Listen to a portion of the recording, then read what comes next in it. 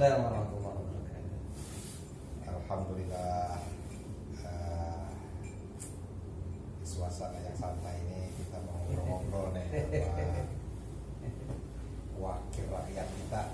Muda, bahkan bisa dibilang ini sosok perwakilan anak muda ini di pimpinan DPRD Kota Tangerang Selatan, yang udah nggak asing lagi nih, Bang Mustafa. Assalamualaikum Bang Mustafa. Ini Bang Mustafa. Ini kita mau ngobrol, ini kan kita di penghujung tahun 2021. Belum baca apa yang tertulis. Ya. Ini kita tahun 2021 masih pandemi. Meskipun ya kondisinya udah mulai melandai kira-kira kan. Nah Bang Mus ini kan di DPRD ya kan, pasti mengurusi persoalan ya bagaimana kemudian kondisi kesehatan kita, bagaimana menangani COVID-19 di Kota Tangerang Selatan. Nah kira-kira gimana tuh selama 2021 itu Bang Mus, dinamika yang ada di di Dewan, bagaimana dengan pemerintah kota ya, kira-kira apakah sudah cukup baik penanganannya gitu ya, atau memang ini faktor alam aja gitu kira-kira ya, melandainya karena kita juga nggak tahu, tiba-tiba aja gitu kira-kira membaik sendiri Ya. Gimana itu Bang Mus? Segala sesuatu itu kan ada andil. Jadi kalau sempat ada seorang peneliti Jepang mengatakan bahwa kepak sayap Kebinekaan. Kepak sayap kebinekaan. Jadi ingat sama seseorang maksudnya. Kepak sayap kupu-kupu itu memberikan andil terhadap terjadinya badai. Jadi kita nggak tahu mana yang punya andil lebih, karena semuanya punya andil yang bersama. Konteks dengan pandemi ini kan kita juga nggak tahu awalnya mana. Ada yang kata orang ya yang di Wuhan itu ya. Orang bilang katanya Wuhan itu Ya. Asalnya dari kelelawar. Iyalah macam-macam. Dulu orang bilang katanya kampret kan dari kelelawar. Tapi ternyata tak terbukti itu awalnya dari kelelawar. Kenapa nggak terbukti dari kelelawar? Bang Nabil aja itu 2 kali kena COVID nggak makan kelelawar. Jadi artinya nggak terbukti kalau itu dari kelelawar. Kita nggak tahu awalnya dari mana. Dan pada tahun 2020 kondisi begitu mencekam, sampai beberapa bahan pokok pun harganya langsung lonjak tinggi. Iya. Karena emang orang merasa ketakutan yang luar biasa. Tapi lihat di tahun 2021, semua orang berandil. Pemerintah pusat punya andil, pemerintah daerah punya andil, apalagi masyarakat, Bang Nabil. Masyarakat pasti punya andil. Bagaimana masyarakat itu sabar ketika disuruh diam di rumah, gak protes ya. Bagaimana masyarakat itu dia bisa jauh dari temannya, padahal naluri seorang manusia itu adalah bersosialisasi, bersosial. Maka manusia itu makhluk sosial, gak bisa sendiri. Tapi bagaimana masyarakat bisa menahan itu semua? Makanya semua punya andil, semua punya andil, semua punya kontribusi. Begitu juga dengan vaksinasi. Ada yang bilang nggak percaya dengan COVID, ada nggak percaya dengan vaksin. Yang nggak percaya monggo, yang percaya monggo. Yang penting saya kira ini semuanya punya andil. Andilnya apa? Bisa jadi ada orang yang berdoa juga, Bang. Ada orang yang berdoa menengadahkan tangannya ke hadapan Allah di tengah malam, lalu dia minta, ya Rabb, COVID ini segera hilang. Kita nggak tahu, mana tahu. Nah, semuanya punya andil. Alhamdulillah. Tahun 2021, akhir tahun 2021 ini sudah bukan cuma melandai, tapi sudah turun jauh kondisinya, dan mudah-mudahan 2022 insya Allah ya pulih seperti sedia sedia kala. Walaupun memang untuk pulih itu tidak seperti mie instan. Nah, ini tidak seperti mie instan nih. Jadi untuk pulih seperti sedia kala itu tidak seperti mie instan, tidak seperti hal sesuatu yang instan, maksud saya seperti itu. tentu ada tahapan-tahapan. Bagaimana kita juga kalau makan bubur nggak langsung tiba-tiba dimakan, ada yang diaduk, ada yang diambil dari pinggir, nah gitu ya kira-kira ya, nggak langsung habis, tapi bagaimana ada proses yang harus dilakukan, gitu kira-kira. Iya. Dan kita lihatnya kita ngalamin lah ya, kita kemana-mana Bebas. ya, bebas tiba-tiba terkekang ya. Tuh. Nah, sekarang kan memang beberapa bulan terakhir ini sudah relatif lebih apa namanya Kondusif ya. ya kondusif ya, bahkan saya ngerasa ya kayaknya kalau pakai masker ke masjid udah jadi minoritas itu. Benar. Bukan kita semua Kalau nggak ketutupan. pakai masker nggak enak. Iya. Kalau sekarang pakai masker malu. Malah kita kebalikan gitu ya. Nah ini kan apakah ini tetap perlu kita waspadai gitu ya ke depan, jangan sampai kata pesan pemerintah kan jangan sampai lengah gitu. Jadi apa perlu kita masih tetap waspada atau bagaimana nih Ya. Bang Mos? Ya, yang patut sombong itu kan hanya Allah. Ya, orang bilang, gua mah gak bakal kena COVID. Gua mah gak bakal kena COVID. COVID mah hoax. Saya juga dulu merasanya begitu. Kan saya kena. Gitu. Lah kena juga. Kena juga 2 kali tembakan, kira-kira begitu. Kita sih bukan untuk menghujat orang, tapi saya kira kewaspadaan itu perlu. Kewaspadaan itu penting. Banyak hikmah loh dari COVID ini. Hikmahnya banyak manusia yang lebih sadar terhadap kesehatan. Banyak sekarang itu orang lebih banyak lari ke masa lalu. Artinya apa? Obat-obatan rempah-rempah itu sekarang jadi herbal itu jadi makanan yang digemari. Bahkan tuh ada seorang dewan itu yang ngajak minum jamu tuh. Nah itu tuh, itu kan tandanya apa? Orang itu diajak untuk kembali ingat bahwa kita ini adalah khalifah di bumi, maka gunakanlah hal-hal yang di bumi ini untuk manfaatan kita. Begitu juga dengan rempah-rempah, kira-kira begitu. Jadi nggak boleh kita sombong, tetap waspada. Banyak hikmahnya. Begitu juga kalau dulu Bang Nabil, dalam satu hari di satu tempat kita nggak bisa ikut acara 2 atau 3 acara.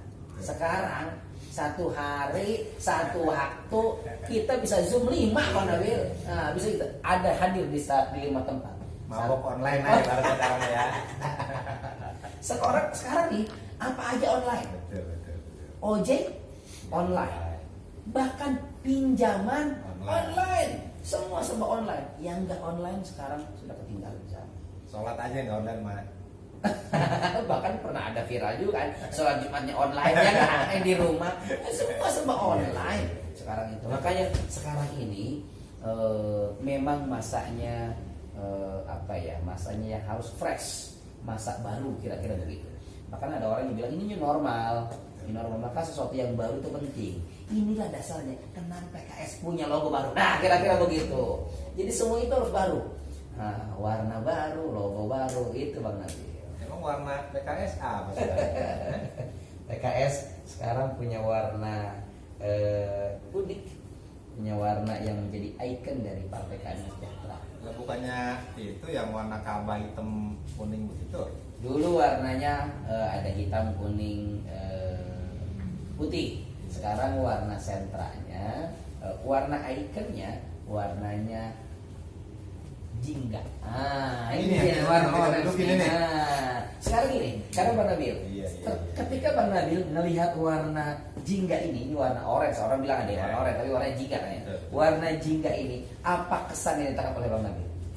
Ya kayak kita ngeliat jeruk Nah, gitu, apa tuh? Segar. namanya. Segar, apalagi? Terus apalagi namanya? Ya menyenangkan.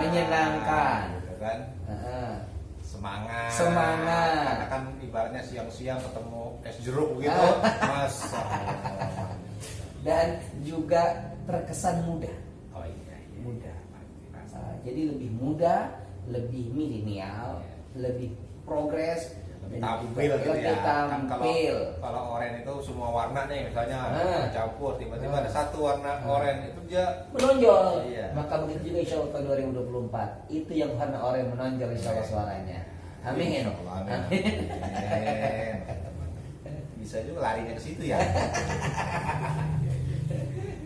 Kalau kembali nih ke Bang Mos sebagai anggota dewan, pimpinan dewan. Ini kan tahun 2021 Tangsel nih wakil wali kotanya baru. ya kan, Bang Ben atau Bang Pilar menggantikan Bu Airin sebelumnya. Kesan sejauh ini Bang Mus berinteraksi, bekerja sama sebagai dewan dengan pemerintah kota, kan interaksinya ya kita asumsikan kan pasti intensif lah gitu ya, banyak hal yang Lebih enak dibicarakan. Ya, intensif atau insentif? ya dua-duanya. Enaknya sih nggak terlalu intensif tapi insentifnya gede. Nah itu gimana tuh sejauh ini penilaiannya ya, kira-kira Bang Ben sebelumnya kan wakil, terus jadi wali kota, apa ada perubahan, apa memang ya karakter Bang Ben ya begitu. Bang Pilar nih kan kita lihat anak muda, gitu. Gimana, apa udah mulai kelihatan terobosannya atau masih ngebaca situasi? Iya. Itu gimana tuh? Jadi Bang Ben ini birokrat yang tidak diragukan lagi kemampuannya. Pernah jadi camat, pernah jadi macam-macam di berbagai macam kedinasan. Lalu pernah jadi wakil wali kota 2 periode. Sekarang jadi wali kota. Kalau ditanya pengalamannya, nggak usah ditanya deh. Yang nanya malah harus ditanya gitu. Nah, kalau masalah pengalaman Bang Ben lengkap dah, ini paket lengkap. Makanya pernah saya bilang Bang Ben ini pengetahuannya A sampai Z terhadap pengelolaan negara. Merem juga udah hafal luar dalam dah ya. Dia udah hafal banget nih, di belah mana bininya udah ketahuan gitu. Jadi udah hafal lah. Jadi udah terlatih mengelola banyak. Betul, ya. Bang Ben itu sudah tidak dilakukan lagi, pengalamannya luar biasa. Bang Pilar, anak muda, insinyur, energi, apalagi ya, cerdas, soleh. Kira-kira paket lengkap lah antara Bang Pilar dengan Bang Ben. Cuma memang Bang Pilar dan Bang Ben ini diujinya jadi wali kota dan wakil di masa COVID. Iya. Pernah Bang Ben bilang ke saya ini wali kota COVID. Jadi menjabat dalam situasi COVID. Bang, dalam situasi COVID, jangankan kota, negara saja tidak dalam kondisi normal. Jadi kita tidak bisa menilai secara utuh, kira-kira begitu. Kalau negara saja tidak dalam kondisi normal, provinsi saja tidak dalam kondisi normal, apalagi kota, gitu ya. Jadi nggak bisa kita nilai secara utuh bagaimana perkembangannya, bagaimana perubahannya, bagaimana kemajuannya. Saya kira tidak bisa kita nilai secara utuh dalam kondisi COVID ini. Dan kalau saya nilai nanti saya dibilang subjektif. Kira-kira itu Bang Nabil ya. Tapi kalau kita kasih yang penilaian simpel gitu ya, dalam pilihan antara optimis dengan pesimis. Nah paduan Bang Ben dengan Bang Pilar ini selama kurang lebih berapa ya? Ada 6-7 bulan lah ya di 2021 itu nanti bawa kita nih ngarahnya positif, maksudnya optimis apa pesimis kalau kira-kira? Saya masih mencium bau A. Saya belum bisa memastikan, Bang. Tentang saya belum mandi kan. Saya belum bisa memastikan apa itu optimis atau pesimis ya. Lagi-lagi pendapatan daerah masih di bawah dari kondisi. Masih dampak Covid juga. Betul. Jadi saya kira belum bisa. Dan pemerintahan Ben Pilar ini juga kan baru mengesahkan APBD murni di tahun 2020 besok kan, baru menjalankan APBD murni. RPJMD-nya aja baru, Bang. Saya aja belum melihat RPJMD-nya model kayak apa, artinya hasil setelah dipansuskan ya. Jadi saya kira kita nggak bisa memberikan penilaian karena nanti yang timbul adalah subjektivitas gitu. Saya nggak mau dibilang begitu. Saya nggak mau dibilang Mustafa ini subjektif, orang kecil juga gitu. Sering saya bilang, Bang, saya itu kancil bukan sembarang kancil main di atas pasir. Kecil bukan sembarang kecil, walaupun kecil banyak yang naksir. Kira-kira begitu. Pantun lagi kampanye. Senjata andalan ini. Iya. Jadi ya memang terlalu awal ya kalau kita mau ngasih penilaian gitu. Tapi kan memang kalau dari tadi gitu ya situasinya belum normal, tapi di satu sisi ini sosoknya berpengalaman, di sisi satu anak muda gitu ya. Ya kesannya sih arahnya Mestinya optimis. ya. Tapi ya kan memang dinamika ya. Oh iya. Ya, tentu ya. Nah, kaitannya dengan itu juga kembali ke DPRD-nya, Ya, kandangnya sendiri. Ya. Gimana 2021 tuh? Kerjanya secara umum nih. Oh, Bang kinerja Mus menilai, DPRD. ya. Gitu. Kira-kira kalau di skalain gitu ya, 1 sampai 10 Ya, gitu. Dari kinerja yang sebagai otokritik sendiri, ya penilaian sendiri nih. Kita menilai kalau yang belum maksimal kira-kira di mana, yang salah satu yang bisa disampaikan ke masyarakat, oh ini loh salah satu yang menonjol ya kerja dari DPRD itu apa? Karena kan ya namanya masyarakat kan juga pasti akan nanya gitu ya, DPRD itu ya ngapain aja gitu. betul. Nah, sebagai bagian dari menjawab itu, kira-kira itu tadi kalau diskalain berapa, kemudian ya kalau masih ada kurangnya apa, kemudian ya sesuatu yang bisa disampaikan, ini loh salah satu gebrakan DPRD, kira-kira begitu. Ya, kinerja DPRD kalau diskalain ya 1 sampai 10 ya, saya kira nilainya 7,9. Jadi B plus tapi kira-kira begitu. Kenapa? Pertama, kinerjanya udah track. Kinerja DPRD udah track sesuai dengan perencanaan yang dilakukan oleh DPRD.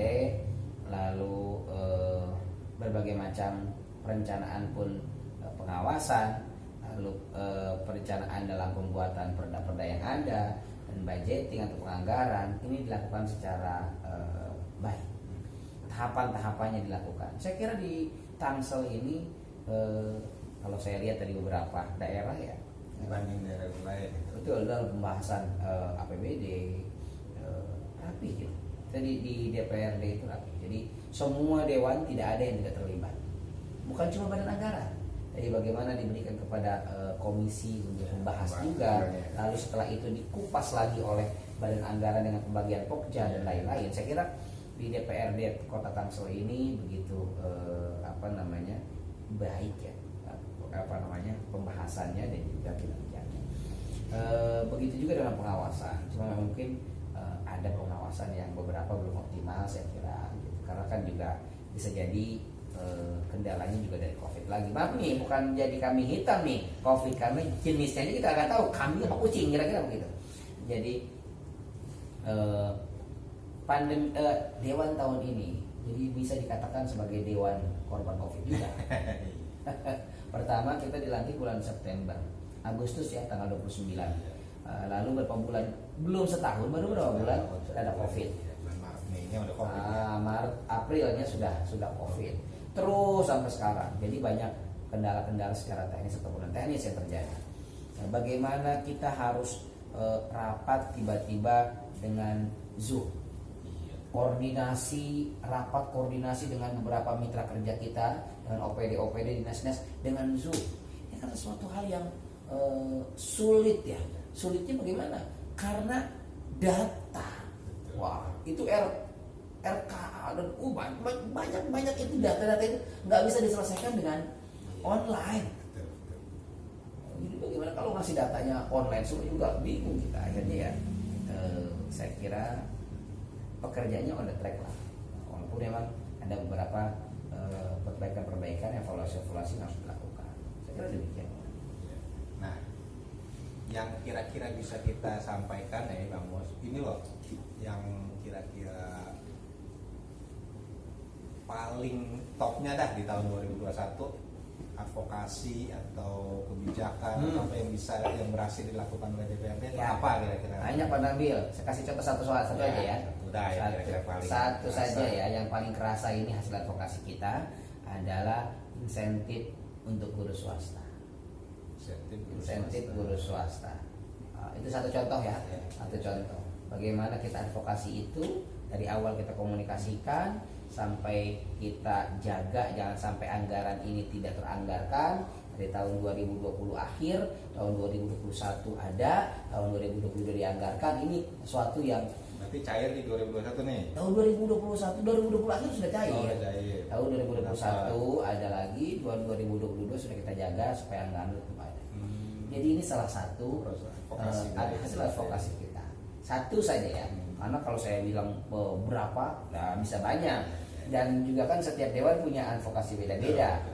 Karena setiap kita punya concern beda-beda, beda komisi dan juga beda keahlian masing-masing. Jadi saya kira itu salah satu contoh kontribusi kita terhadap masyarakat, bagaimana kita memberikan hal lain terbaik buat masyarakat. Kalau saya bilang kita telah mengesahkan perda, kadang-kadang masyarakat suka nanya, apa manfaatnya perda ini buat saya? Tuh, gitu kadang-kadang begitu bang. Kurang paham terlalu apa kaitan langsungnya gitu Karena kan itu akan mempengaruhi terhadap kebijakan politik. Nah, kebijakan politik itu tidak dilakukan oleh masyarakat. Itu dilakukan oleh pemerintah, perda, perwal. Ini kebijakan politik. Masyarakat ini adalah subjek politik. Objek politik maksud saya, objek politik. Ketika di objek politik dia tidak mengikuti kebijakan, hanya melaksanakan apa yang sudah menjadi kebijakan itu. Gitu ya. Kalau perda-perda kadang-kadang ya jangankan merasakan ini, tahu aja juga belum Ah. tentu. Misalnya perda ini, jangan perda yang disahin apa gitu. Memang perlu disosialisasikan kan. Makanya di provinsi, dewan provinsi itu ada program namanya sosialisasi sosialisasi perda, sosper. Tapi di dewan kota itu belum ada. Karena belum ada cantelan hukumnya, katanya demikian ya. Mudah-mudahan ke depan bisa ada ini. Kan ini program yang cukup baik buat masyarakat. Jadi lebih memahamkan masyarakat. Betul, terhadap perdanya apa yang sudah disahin apa, terus dampaknya apa, gitu, mengatur apa gitu ya. Secara secara jangka dekat atau secara kecilnya, jangkauan kecilnya, memahamkan masyarakat terhadap perda-perda yang ada. Tapi secara lebih jauh lagi, memberikan informasi kepada masyarakat, ini loh kerjaan dewan. Karena banyak juga masyarakat yang bilang, kerjaan dewan apaan sih, habisin duit aja gitu ya. Padahal dewan juga belum tentu duitnya banyak gitu. Karena masyarakat itu berpikir Bang Nabil, dewan itu setelah jadi N-nya hilang. Dewan. Nah, jadi masyarakat itu apa aja larinya ke dewan. Ya dari lahir sampai Lahir kematian itu lari ke dewan. Dari bangun tidur sampai mau tidur. Iya. Tapi kita nggak boleh begitu. Artinya nggak boleh. Itu Jangan ke saya dong. udah pilihan kita. Betul. Ya, ketika kita milih maju jadi dewan, ya berarti harus siap dengan Ambil konsekuensi tanggung itu. jawab. Betul. Iya. Betul sih kira begitu. Ini kalau sudah konsekuensi. Nah, kita susah amat ini ngomong. Karena diajak ngobrol sama Nabil nggak ada airnya dari tadi. Ya gimana sih ya? Iya Ciki doang lagi. Aduh. Ini kan kita dari tadi nih udah ngobrol yang ya serius-serius gitu ya, tentang COVID, tentang DPRD, tentang pendidikan. Ada hal yang menarik nih yang kita pengen tahu. Jadi Bang Mus ini kan anak muda, tapi langsung diamanahin sebagai pimpinan DPRD, wakil ketua DPRD. Itu kan jangan orang lihatnya ya, orang dengarnya aja udah kayak gimana gitu. Waduh, Kayak gimana emang? Banyak udah pejabat tinggi banget meskipun orangnya mah kagak tinggi. Nah, kalau kita lihat ini kan DPRD itu kan ada di 500 lebih kabupaten kota. Itu mungkin nggak banyak, mungkin ya 10 gitu maksimal yang anak muda gitu. Di pimpinan. Jadi pimpinan. Nah kebetulan nih, alhamdulillahnya Bang Mus ini sebagai anak muda diamanahkan tuh sebagai pimpinan. Nah yang kita mau tahu tuh kira-kira gimana Bang Mus menangani beban sebagai anak muda langsung jadi pimpinan. Ya. Bayangan saya mah kira-kira habis dilantik gitu, besok pagi bangun tidur udah jadi dewan, jadi pimpinan. Apa yang kerasa tuh apa gitu? Apakah beban, apakah gimana gitu ya? Bagaimana pandangan orang? Anak muda jadi dewan mau kemarin sore, apakah ada hal-hal kayak gitu atau gimana? Kira-kira yang buat dulu ya, ini kan kurang lebih baru 2 tahunan nih. 2 tahunan ya. Jadi dewan. Gimana tuh membawa beban berat anak muda jadi pimpinan itu? Ya.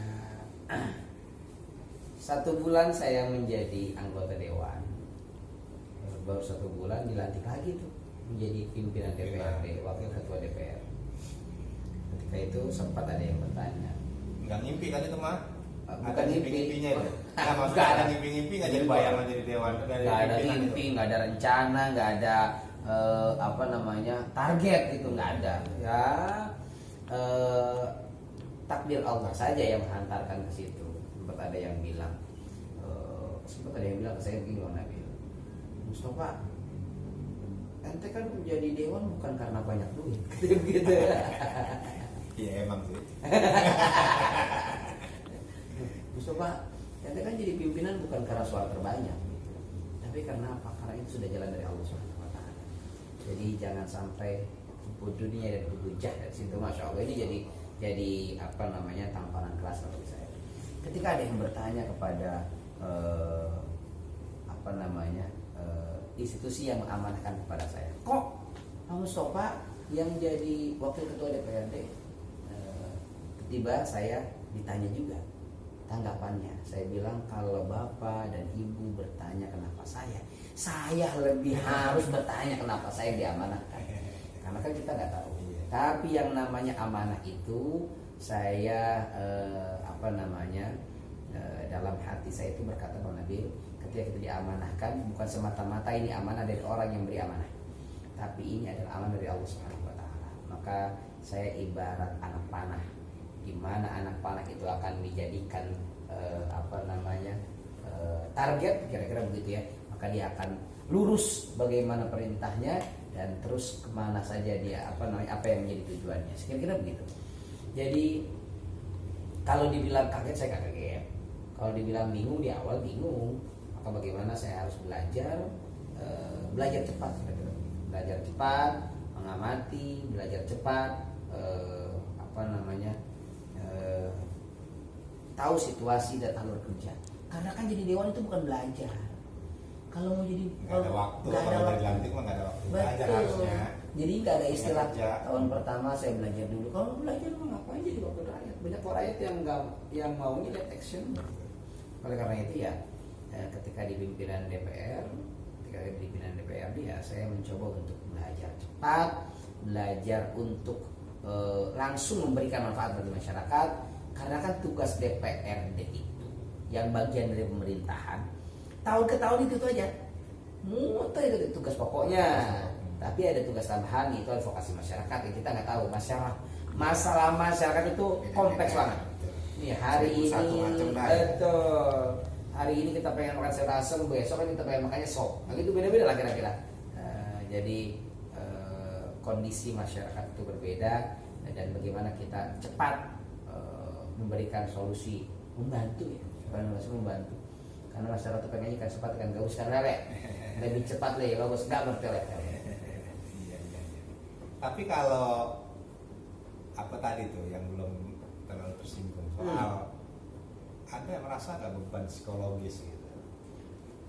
Ya kita ya kalau udah jadi dewan juga kan kadang-kadang memang tingkat PD kita mungkin kan jadi beda dengan sebelumnya. Tapi ini kan levelnya beda, pimpinan. Iya. Ibaratnya yang orang dulu manggilnya Pak Dewan, itu kan dewan biasa.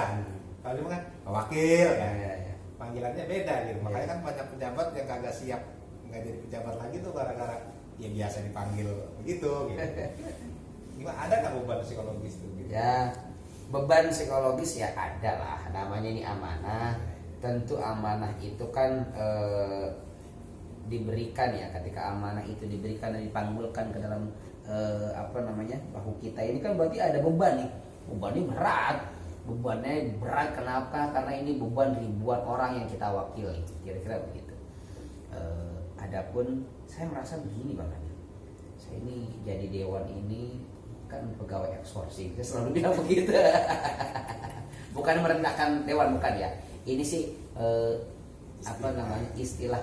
Ini sih hati saya tuh mengatakan begitu, bahwa saya ini jadi anggota dewan ini hanya mewakili masyarakat. Artinya kerja kontak sama masyarakat. Kalau bagus pekerjaannya, bagus advokasinya, bagus dalam berbagai macam tugas kedewanannya, maka diperpanjang oleh masyarakat. Jadi saya berpikir ya kita ini sebetulnya juga masyarakat juga. Sebelum jadi dewan juga saya masyarakat.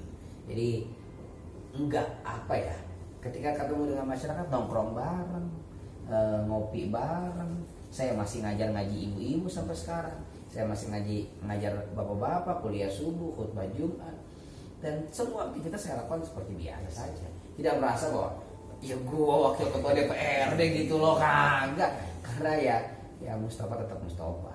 Nah, walaupun Itu kan ganti nama. ganti nama gak gasah jadi depannya. Kagak kepilih lagi ganti nama mah. Ya kira-kira begitu. Jadi ya beban tetap ada, tapi bagaimana kita jalani dengan penuh tanggung jawab.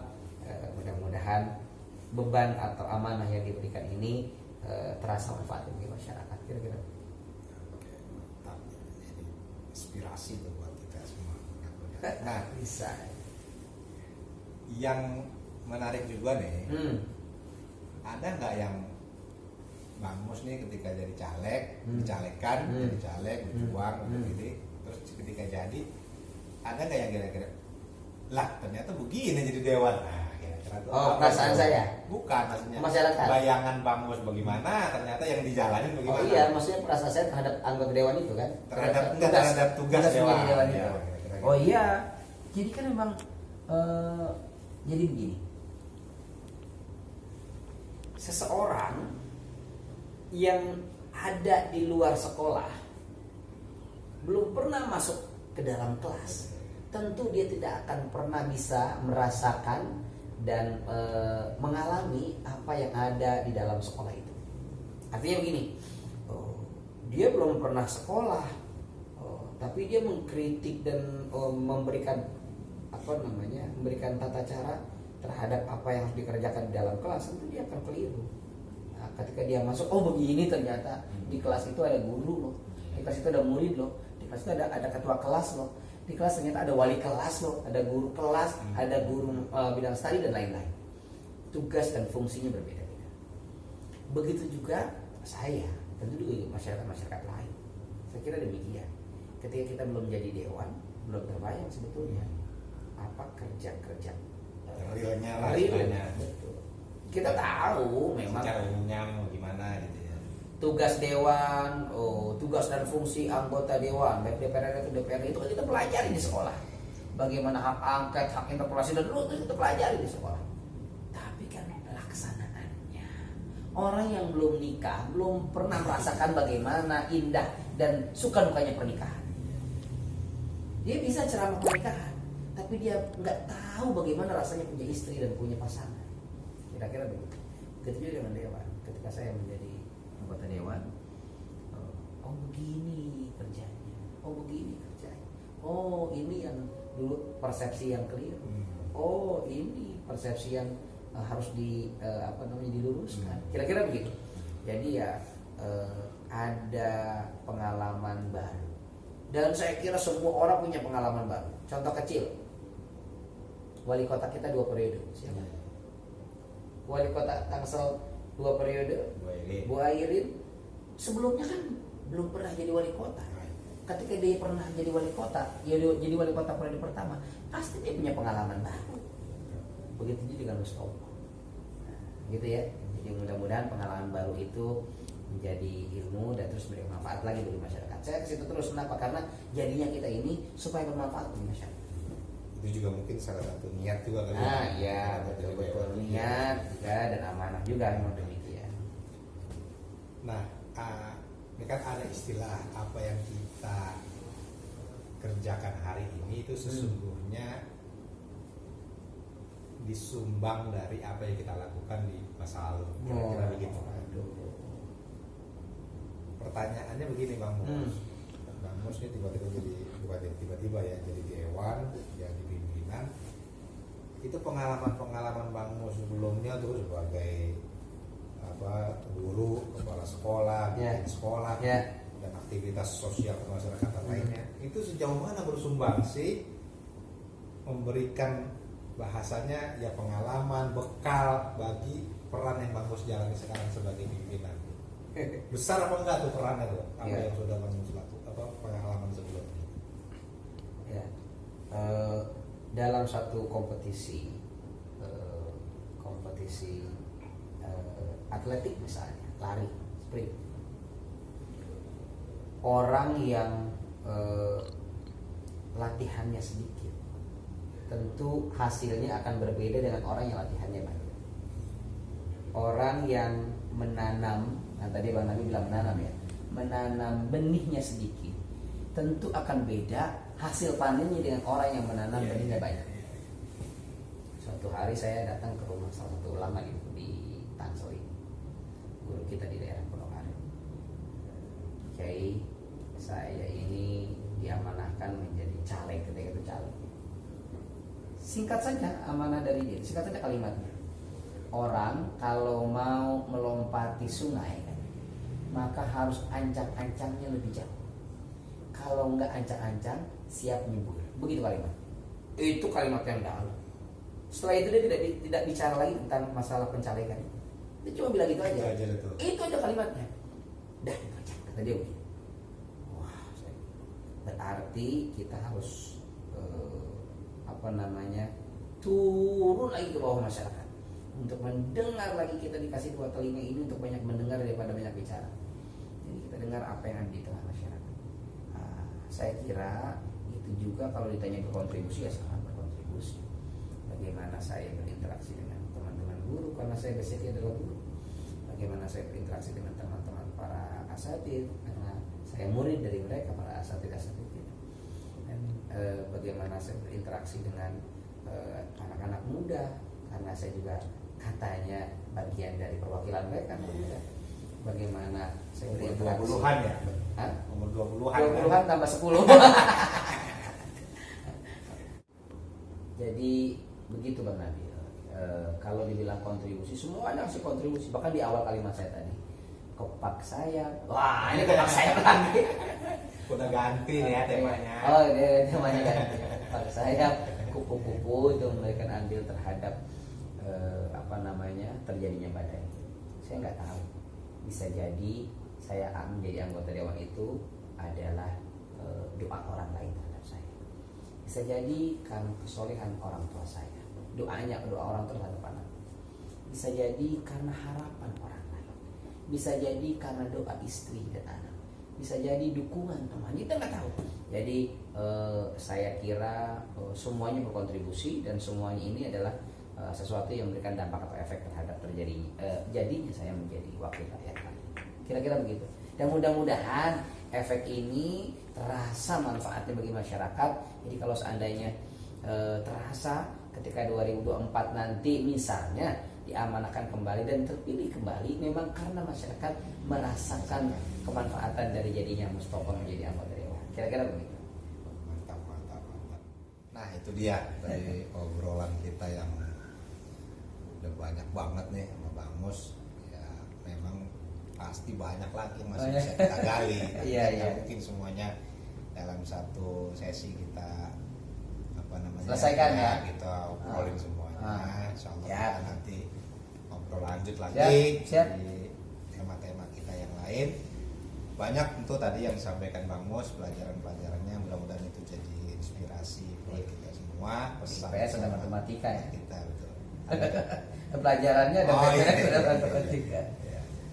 Nah, sekian ya pertemuan kita hari ini, mudah-mudahan menginspirasi buat kita semua. Amin. Kita doakan bangsa kita ini semakin kuat, tangguh menghadapi virus pandemi ke depan, semakin membaik ya Bang Bos. Bang Bos juga dilancarkan menjalankan tugas-tugasnya. Terima kasih. Wabillahi taufiq wal hidayah. Assalamualaikum warahmatullahi wabarakatuh. Waalaikumsalam warahmatullahi wabarakatuh. Bang Bos, ini ada cindera mata. Diterima ya.